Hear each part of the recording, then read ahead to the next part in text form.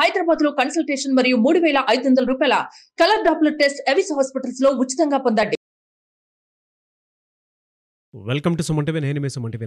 కోల్కతా ఇన్సిడెంట్కి సంబంధించినటువంటి వాటిల్లో నిన్న సందీప్ ఘోష్ని అలీపూర్ కోర్టులో ప్రవేశపెట్టడం జరిగింది. అయితే దానికి సంబంధించినటువంటి అప్డేట్స్, దాంతోపాటు జూనియర్ డాక్టర్స్ ఇంకా నిరసన కొనసాగిస్తూనే ఉన్నారు. వాటిపై అయితే కొన్ని అప్డేట్స్ రావడం జరిగింది. ఆ విషయాలు ఏంటి అనేది ఈరోజు మనతో పాటు హైకోర్టు అడ్వకేట్ రవీంద్రనాథ్ గారు ఉన్నారు. వారి మాట్లాడి తెలుసుకుందాం. Hello sir. హాయ్ అండి నాగరాజ్ గారు. సందీప్ ఘోష్ మీద అయితే మనం కథలుగా దానికి సంబంధించినటువంటి ప్రతి డేటాలోనూ సినిమాని మించి ఉన్నారు అనేటువంటి విషయాన్ని మనం మాట్లాడుకోవటం జరిగింది.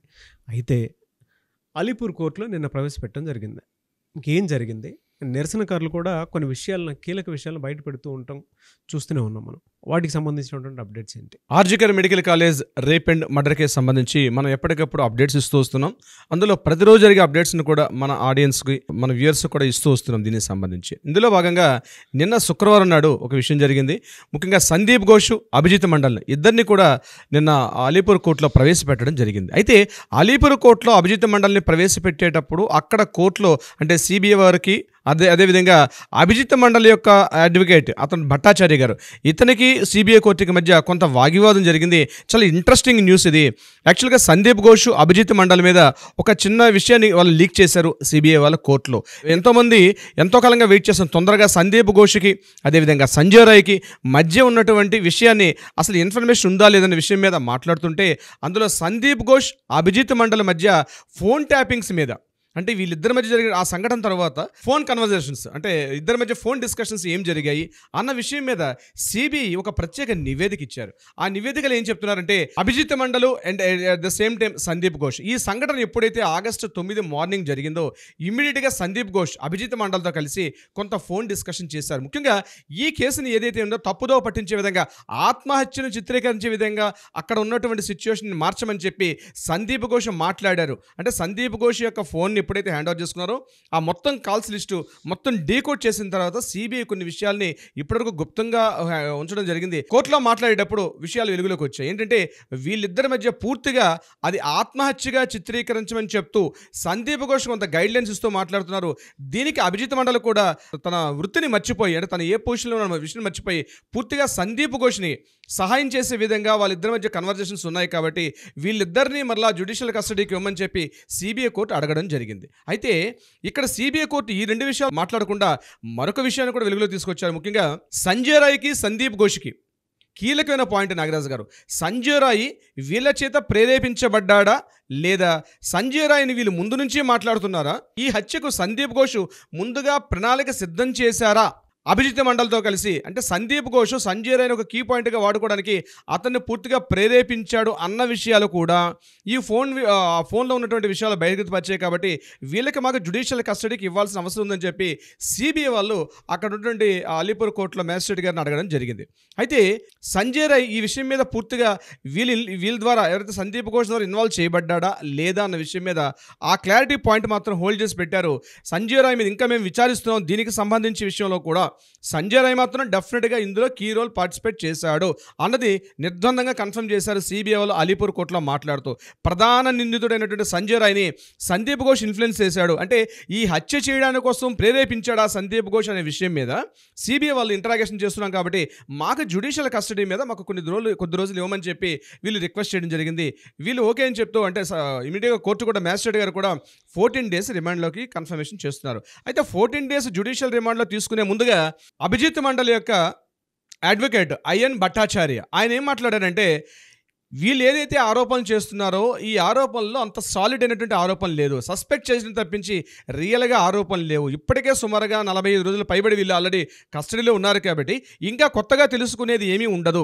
కాబట్టి ఇవన్నీ కూడా ఈ నేరారోపణలు, ఈ నిందారోపణలు ఏవైతే చేస్తున్నారో ఇది బెయిలబుల్ కిందకు వస్తుంది. కాబట్టి ఇమీడియట్గా అభిజిత్ మండలికి బెయిల్ ఇప్పించాలి, ఆయన ఆరోగ్యరీత్యా కూడా బాగాలేదు కాబట్టి బెయిల్ ఇప్పించే పని చేయమని చెప్పి అభిజిత్ మండలి యొక్క అడ్వకేట్ అయినటువంటి భట్టాచార్య గారు కూడా మాట్లాడడం జరిగింది. కానీ ఇతను ఏదైతే ఈ రిక్వెస్ట్ పెట్టారో ఆ రిక్వెస్ట్ని మాత్రం కోర్టు పక్కకు పెట్టి వీళ్ళకి October 14 వరకు రిమాండ్ వేయించడం జరిగింది. అయితే ఇక్కడ జరిగిన ఈ మొత్తం ఇన్సిడెంట్ ఆ డిస్కషన్లో మనకు తెలిసింది ఏంటంటే సంజయ్ రాయ్ ప్రధాన నిందితుడని సిబిఐ కన్ఫర్మ్ చేసిందని ఒక పాయింట్ మనకు తెలుస్తుంది. నెంబర్ 2, ఏదైతే సందీప్ ఘోష్ ఇందులో సంజయ్ రాయ్ని ఒక కీలకమైనటువంటి ఒక ఇన్స్ట్రుమెంట్గా వాడుకున్నాడు అన్న విషయం కూడా ఒక 50% కన్ఫర్మ్ చేసినట్టుగా తెలుస్తుంది. సిబిఐ దగ్గర పూర్తి ఆధారాలు అయితే ఉన్నాయి. దీనికి సంబంధించి అంటే ఒక ట్రయాంగిల్ స్టోరీ నడిచింది. అక్కడ సంజయ్ రాయ్ని ప్రేరేపించారు, సందీప్ ఘోష్ ఇన్ఫ్లుయెన్స్ చేశాడు, అక్కడ అభిజిత్ మండలు ఈ ఏదైతే నేరం జరిగిన సంఘటన స్థలం ఉందో దాన్ని పూర్తిగా సాక్ష్యాధారాలను తారుమారు చేసి ఆ ప్రాంతాన్ని ఆత్మహత్యగా చిత్రీకరించడంలో అభిజిత్ మండలు కూడా కీలకమైనటువంటి పాత్ర పోషించడనే విషయం మాత్రం ఈ ఆర్గ్యుమెంట్లో మనకు తెలిసిన విషయం అయితే తెలుస్తోంది దీనికి సంబంధించి. అయితే అభిజిత్ మండలు ఇతను కేవలం చేశాడా లేదా అభిజిత్ మండల పైన సందీప్ ఘోష్ పైన కూడా ఏదైనా మనం ఇంతకుముందు మాట్లాడుకున్న డిఎన్ఏ వ్యక్తి యొక్క ఇన్ఫ్లుయెన్స్ ఉందా అన్న విషయం మీద సిబిఐ ఇంటరాగేషన్ చేస్తున్నారు. కానీ ఆ యొక్క ఇన్ఫర్మేషన్ డిస్కషన్ అయితే రాలేదు. బట్ బయట మీడియా ప్రతినిధులు చెప్పుకోవడం ఏంటంటే డిఎన్ఏ వ్యక్తి యొక్క ఇన్ఫ్లుయెన్స్ ఉంది. దీని మీద వెస్ట్ బెంగాల్ లాబీలో ఉన్న ప్రధాన వ్యక్తులు, ఇది ఒక్క సందీప్ ఘోష్ కేవలం వాలంటరీగా చేసినటువంటిది కాదు, దీని మీద కొంతమంది వ్యక్తుల సమూహం ఉంది అని మాత్రం మీడియా ప్రతినిధులు వ్యక్తపరుస్తున్నారు. లోకల్ మీడియా కంప్లీట్గా చెప్తోంది. బట్ ఆ కీలకమైన ఇన్ఫర్మేషన్స్ మనం చేస్తున్న ప్రతి వీడియో నాగరాజు గారు ఎక్కడ ఊహాగానాలు అతిశయోక్తులకు వెళ్లకుండా మనం కేవలం ఉన్నది ఉన్నట్టుగా చెప్పే ప్రయత్నం చేస్తున్నాం మ్యాక్సిమం. సో ఇక్కడ మీడియా కథనాలు చాలా రకాలుగా ఉన్నాయి. దీని మీద పలానా వ్యక్తి ఉన్నారని, మమతా బెనర్జీ ఉన్నారని రకరకాల పేర్లు వినిపిస్తున్నాయి. బట్ మన కన్ఫర్మేషన్ లేకుండా కేవలం నిరాధార ఆరోపణలు చేసే ప్రయత్నం అయితే మనం చేయడం లేదు. కోర్టులో జరిగిన విషయం అయితే మనం కొంతవరకు బహిర్గతపరిచాం దీనికి సంబంధించి. ఇదిలో ఉండగా ఆశిష్ పాండే మొన్న అరెస్ట్ చేశారు. సిబిఐలో 4 వ్యక్తులను అరెస్ట్ చేశారు ఆల్రెడీ. అఫ్సర్ అలీ ఖాన్, బిప్లక్ సింగ్, సుమన్ హాజరాతో పాటు సందీప్ ఘోష్ ఎవరైతే ప్రధానంగా ఈ కేసుకు సంబంధించి అరెస్ట్ కాబడ్డారో వీళ్ళతో పాటు 5వ వ్యక్తిని కూడా అరెస్ట్ చేశారు. అతను ఆశిష్ పాండే. ఇతను సందీప్ ఘోష్కి ప్రధానంగా రైట్ హ్యాండ్ అని చెప్పబడినటువంటి వ్యక్తి. ఇతన్ని కూడా నిన్న అరెస్ట్ చేశారు. అరెస్ట్ చేసి అతను కూడా జ్యుడిషియల్ కస్టడీలో నిన్న కోర్టు ముందు ప్రవేశపెట్టడం కూడా జరిగింది. ఇతన్ని కోర్టులో ప్రవేశపెట్టేటప్పుడు అక్కడ సిబిఐ అధికారులు చెప్పింది ఏంటంటే ఇతను ఎంటైర్ టోటల్ అంటే కోర్టు వారికి చెప్పాలి కదా ఎందుకు అరెస్ట్ చేస్తున్న విషయం ఇక్కడ తెలియపరచాలి. మా కస్టడీలో తీసుకోవాలనుకుంటే డెఫినెట్గా మ్యాజిస్ట్రేట్ గారికి విషయం చెప్పాలి. మ్యాజిస్ట్రేట్ గారు కన్విన్స్ అయితేనే అతనికి జ్యుడిషియల్ కస్టడీ పంపించాలా లేదా పోలీస్ కస్టడీ పంపించాలని అతను కన్ఫర్మ్ చేస్తారు. సో సిబిఐ వాళ్ళు అక్కడ చెప్పిన విషయం ఏంటంటే ఆశిష్ పాండేని ఉద్దేశిస్తూ ఏం మాట్లాడారంటే ఇతను పూర్తిగా రైట్ హ్యాండ్గా ప్రవర్తించాడు. ముఖ్యంగా ఆ కాలేజీలో ఉన్నటువంటి మాణిక్తలా హాస్టల్లో ఏదైతే సందీప్ ఘోష్కి at the same time Ashish పాండేకి మధ్య చాలా కీలకమైనటువంటి ఆధారాలు దొరికాయి. చాలా కీలక ఇన్ఫర్మేషన్స్ వీళ్ళిద్దరి మధ్య కొంత ఫోన్ డిస్కషన్స్ కూడా జరిగింది. ముఖ్యంగా ఈ ఇష్యూ జరిగిన తర్వాత ఆ రోజు మార్నింగ్ ఆశిష్ పాండే అక్కడ ఉండడం, దాని తర్వాత ఎప్పుడైతే ఇంటరాగేషన్ స్టార్ట్ అవుతుంది తెలియగానే ఆశిష్ పాండే అబస్కాండ్ అయ్యాడు.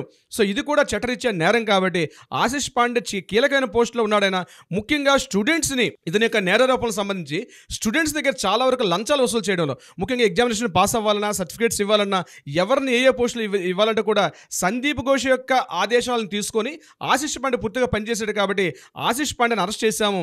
దీనికి సంబంధించి అతను కూడా మాకు ఇంటరాగేట్ చేయమని చెప్పి ఒక రిక్వెస్ట్ అయితే మ్యాజిస్ట్రేట్ గారిని అడగడం జరిగింది. దీనికి సంబంధించి అక్టోబర్ 7th వరకు అంటే 3 రోజుల పాటు పోలీస్ కస్టడీకి కూడా ఆశిష్ పాండేని ఇవ్వడం కూడా జరిగింది. అంటే నేను జరిగిన 2 దృష్టాంతాలు ఏంటంటే వీళ్ళకి అక్టోబర్ 14th వరకు సందీప్ ఘోష్ని మన అభిజిత్ మండలి ఇవ్వడం జరిగింది. అక్టోబర్ 7th వరకు ఆశిష్ పాండేని ఇంటరాగేట్ చేసుకున్న రైట్స్ అనేది నిన్న మ్యాజిస్ట్రేట్ గారు ఇవ్వడం కూడా జరిగింది. సో అక్టోబర్ 14th అనేది రియల్లీ ఒక డెడ్ లైన్ అవుతుంది నాగరాజు గారు. ఎందుకు విషయం చెప్తున్నారంటే అక్టోబర్ 14th నాడు మనకి సుప్రీంకోర్టు ట్రయల్స్ కూడా ఆ రోజే ఉంటుంది. 14th అక్టోబర్ నాడే ఉంటుంది. ముఖ్యంగా 14th అక్టోబర్ తర్వాత నెక్స్ట్ డేట్కి బహుశా మన వైవి చంద్రచూడ్ గారు ఏదైతే చీఫ్ జస్టిస్ అయినటువంటి చంద్రచూడ్ గారి యొక్క పదవి విరమణ టైము అంటే అతను డేట్ కూడా దగ్గర వస్తుంది కాబట్టి మనం ఏదైతే 14th అక్టోబర్ అని చెప్తున్నామో రియల్గా క్రూషియల్ అయ్యే అవకాశం ఉంటుంది. దీని మీద ఇప్పుడు జరుగుతున్న సెల్డా కోర్టు కావచ్చు లేకపోతే సిబిఐ అదేవిధంగా కలకట్టా హైకోర్టు సుప్రీంకోర్టు ఇవన్నీ కూడా అక్టోబర్ 14th అంది వెరీ ఇంట్రెస్టింగ్ టైం వస్తుంది. ఆ 14th అక్టోబర్ అన్నది మాత్రం చాలా మందికి ఏదైనా జడ్జిమెంట్ జరిగే అవకాశం ఉన్నట్టుగా కనిపిస్తుంది నాగరాజు గారు. అంటే జరిగిన పరిణామాలు బట్టి మనం చూసినట్లయితే సో నిరసనకారులకు సంబంధించి సెకండ్ పాయింట్ నిరసనకారులు మీరు అడిగిన ప్రశ్నలో మొదటగా సో నిరసనకారులకు సంబంధించి ఒక ఇంట్రెస్టింగ్ ఒక న్యూస్ అయితే రిలీజ్ అయింది నాగరాజు గారు. ముఖ్యంగా ఇప్పటి వరకు వాళ్ళు సీజ్ వర్క్ అని చేశారు. అంటే టోటల్గా ఉన్నటువంటి ఓపీడీ సేవలు కానీ రాష్ట్ర వ్యాప్తంగా ఉన్నటువంటి అన్ని గవర్నమెంట్ ప్రభుత్వ హాస్పిటల్ కానీ అదేవిధంగా విద్యా సంస్థలు మెడికల్ కాలేజెస్లో కూడా పూర్తిగా వాళ్ళు సీజ్ వర్క్ అని చేసి రోడ్ల మీదకి వచ్చి పూర్తిగా నిరసన ధర్నాలు చేస్తున్నారు. కానీ నిన్న మధ్యాహ్నం వాళ్ళు ఒక ర్యాలీని తీశారండి. సౌత్ భవానీపూర్లో ఎస్ఎస్కే మెడికల్ కాలేజ్ దగ్గర నుంచి కలకట్టా సెంట్రల్లోని ఎస్కలాండ్ ప్రాంతం వరకు కూడా ఒక భారీ ర్యాలీని తీశారు. భారీ ర్యాలీని తీసిన తర్వాత ఒక పెద్ద భారీ ర్యాలీని తీశారు. ఆ భారీ ర్యాలీని తీసిన తర్వాత వాళ్ళు ఒక విషయం చెప్పడం జరిగింది. మేము ఈ రోజు నుంచి సీజ్ వర్క్ అని మేము నిలుపుదల చేస్తున్నాం. అంటే మేము డ్యూటీస్లో మరలా జాయిన్ అవుతున్నాం. అంటే రాష్ట్ర ప్రభుత్వం నుండి ప్రజలు పడుతున్న బాధలు చూసి మేము తట్టుకోలేక రోగులు అనేక చోట్ల ఇబ్బందులు పడుతున్నారు. సో వాళ్ళకి సరైన వైద్య సహాయం అందట్లేదు కాబట్టి మేము మా సీజ్ వర్క్ని మేము నిలుపుదల చేస్తూ మేము డ్యూటీస్లో జాయిన్ అవుతున్నాం అని ఒక నోటీస్ అయితే చెప్పడం జరిగింది. ఎట్ ద సేమ్ టైం మేము ప్రభుత్వానికి భయపడి మా యొక్క ఈ సీజ్ వర్క్ని మేము క్యాన్సిల్ చేస్తున్నామని కాదు, కేవలం మేము ప్రజల మీద ఉన్నటువంటి ఒక వైద్యాధికారులుగా అంటే జూనియర్ డాక్టర్స్గా ఉన్నటువంటి మా వృత్తికి మేము రెస్పెక్ట్ చేస్తూ మేము మరలా మా డ్యూటీస్ని మేము మరలా రీస్టార్ట్ చేయబోతున్నాం. ఇది మేము ఎవరికి భయపడి చేయట్లేదు, కానీ మేము వెళ్తున్నామంటే మేము తగ్గామని కాదు. ఇక్కడ ఈ రోజు రాత్రి 8:30 అంటే నిన్న రాత్రి 8:30, శుక్రవారం రాత్రి 8:30 నుంచి శనివారం రాత్రి 8:30 వరకు ఒక డెడ్ లైన్ అంటే 24 అవర్స్కి ఒక డెడ్ లైన్ విధిస్తూ ఒక మాట చెప్పారు. రాష్ట్ర ప్రభుత్వం మేము చేస్తున్నటువంటి ఏదైతే మా డిమాండ్స్ని తీసుకునే ఉద్దేశంలో ముందుకు రాకపోతే మేము ఆమరణ నిరాహార దీక్షలో కూర్చుంటాము, కానీ మేము నిరసన చెయ్యం. మా డ్యూటీస్ మేము చేస్తుంటాం, నిరసన చేస్తాం, ధర్నాలు చేస్తాం, కానీ పనిని మాత్రం ఆపము. పనిని మాత్రం యథావిధంగా మా డ్యూటీస్ని మేము చేస్తూ ఈ కార్యక్రమాలు కూడా చేస్తాం, కానీ 24 అవర్స్ డెడ్ లైన్ విధిస్తున్నాం. శనివారం రాత్రి అక్టోబర్ 5 రాత్రి 8:30 రాష్ట్ర ప్రభుత్వం నుంచి మాకు సరైనటువంటి దిశానిర్దేశం చేసినటువంటి ఒక నోటు కానీ రిలీజ్ కాకపోతే, రాష్ట్ర ప్రభుత్వం ఎటువంటి మా డిమాండ్స్ మీద చర్యలు తీసుకోకపోతే రాత్రి 8:30 మరలా మేమందరం జనరల్ బాడీ మీటింగ్ పెట్టుకుంటాం. మా మీటింగ్లో మేము చేయాల్సిన ప్రధాన ఎజెండా ఏంటంటే మేము ఆమరణ నిరాహార దీక్ష కూర్చుంటాము అని ఒక డెడ్ లైన్ విధిస్తూ చెప్పారు. రాష్ట్ర ప్రభుత్వానికి హెచ్చరికగా చెప్తూ మేము రాష్ట్ర ప్రభుత్వం యొక్క కార్యక్రమాలకు మేము భయపడి డ్యూటీకి వెళ్ళట్లేదు. ప్రభుత్వం తీసుకున్న చర్యల వల్ల ముఖ్యంగా హాస్పిటల్స్లో ప్రజలు పడుతున్న బాధల్ని మేము అర్థం చేసుకుని వెళ్తున్నామని ఒక మాట చెప్పడం జరిగింది. ఎట్ ద సేమ్ టైం మా డాక్టర్స్ పైన సాగర్ దత్తా హాస్పిటల్ మొదలుకొని చాలా హాస్పిటల్స్లో మా మీద దాడులు చేస్తున్నారు. ఇప్పటికైనా రాష్ట్ర ప్రభుత్వం ఆ దాడులను ఖండించి ఒక రక్షణ భద్రతాపరమైన చర్యలు తీసుకోగలిగితేనే మేము ముందుకు వస్తాం, లేకపోతే dead line 24 hours, otherwise will hunger strike మేము ముందుకు వస్తున్నామని చెప్పి ఒక అల్టిమేటం ఇచ్చారు రాష్ట్ర ప్రభుత్వానికి. ఏదేమైనా we demand justice, we want justice అండి. Thank you so much Ravindranath garu. Thank you so much Nagaraju గారు.